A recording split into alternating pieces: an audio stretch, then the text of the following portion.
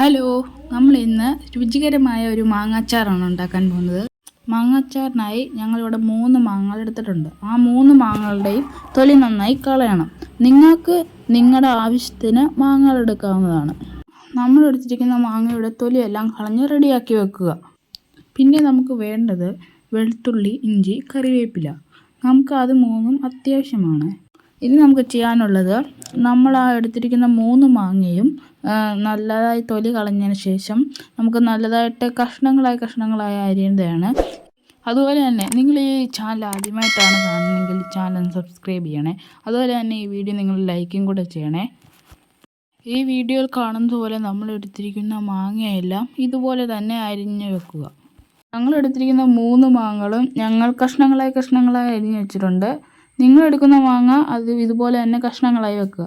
അതിനുശേഷം നമുക്ക് ഈ നമ്മൾ അരിഞ്ഞു വെച്ചിരിക്കുന്ന മാങ്ങ ചെറിയ കഷ്ണങ്ങളായി അരിയണം.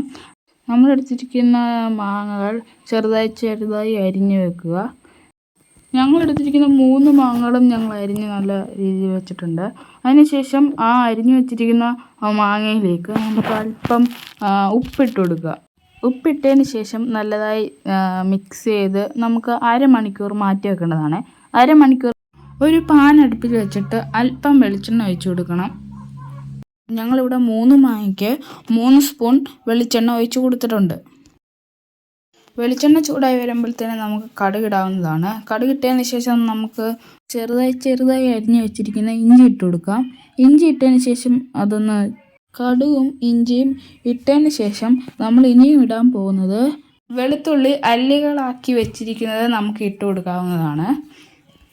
അതിനുശേഷം നമ്മളിതെല്ലാം ഒന്ന് മിക്സ് ചെയ്യണം. മിക്സ് ചെയ്തതിന് ശേഷം നമ്മളിവിടെ 2 സ്പൂൺ മുളക് പൊടി ഇട്ട് കൊടുക്കുന്നുണ്ട്. കാശ്മീരി മുളക് പൊടിയാണ് നമ്മളിവിടെ ഇട്ടിട്ടുള്ളത്. അതിലേക്ക് നമുക്ക് കറിവേപ്പില ഇട്ട് കൊടുക്കാം. കറിവേപ്പില ഇട്ടതിന് ശേഷം നല്ലതായി മിക്സ് ചെയ്യുക. അതെല്ലാം നല്ലതായി മിക്സ് ചെയ്ത് വെക്കണം. അതിനുശേഷം നമുക്ക് നമ്മൾ എടുത്തിരിക്കുന്ന മാങ്ങ ചെറുതായി അരിഞ്ഞു വെച്ചിരിക്കുന്ന മാങ്ങ അതിലേക്ക് ഇട്ട് കൊടുക്കാവുന്നതാണ്. അതിലേക്ക് ഇട്ടതിന് ശേഷം നല്ലതായി മിക്സ് ചെയ്ത് വെക്കുക. അതിനുശേഷം നമുക്ക് ഇതിലേക്ക് ഇട്ട് കൊടുക്കാനുള്ളത്, ഇതിലേക്ക് നമുക്ക് 1/2 ടീസ്പൂൺ മഞ്ഞൾപ്പൊടി ഇട്ട് കൊടുക്കാവുന്നതാണ്. മഞ്ഞൾപ്പൊടി ഇട്ടതിന് ശേഷം 3/4 ടീസ്പൂൺ ഉലുവപ്പൊടിയും കൂടെ ചേർത്ത് കൊടുക്കാം. 1 ടീസ്പൂൺ നമുക്ക് കായപ്പൊടിയോടെ ചേർത്ത് കൊടുക്കാവുന്നതാണ്. അതിനുശേഷം നമുക്ക് ഇതെല്ലാം മിക്സ് ചെയ്യേണ്ടതാണ്. നമ്മുടെ മാങ്ങ അച്ചാർ ഏകദേശം റെഡിയായി. നമുക്ക് ഇതിനകത്ത് വേണമെങ്കിൽ നിങ്ങൾക്ക് ഉപ്പിടാം. വേണ്ടെങ്കിൽ നമ്മൾ ആദ്യമേ ഉപ്പിട്ടതാണ്, മാങ്ങയ്ക്കകത്ത് ഉപ്പിട്ടതാണ്. അതുകൊണ്ട് തന്നെ നിങ്ങൾക്ക് വേണമെങ്കിൽ മാത്രമേ ഉപ്പിടാവൂ. ഉപ്പിട്ടതിന് ശേഷം മിക്സ് ചെയ്തിട്ടുണ്ട് ഞങ്ങൾ. നിങ്ങൾക്ക് വേണമെങ്കിൽ മാത്രമേ ഉപ്പിടാവൂ. അപ്പോൾ നല്ല രുചികരമായ നമ്മുടെ അച്ചാർ ഇവിടെ റെഡി ആയിട്ടുണ്ട്.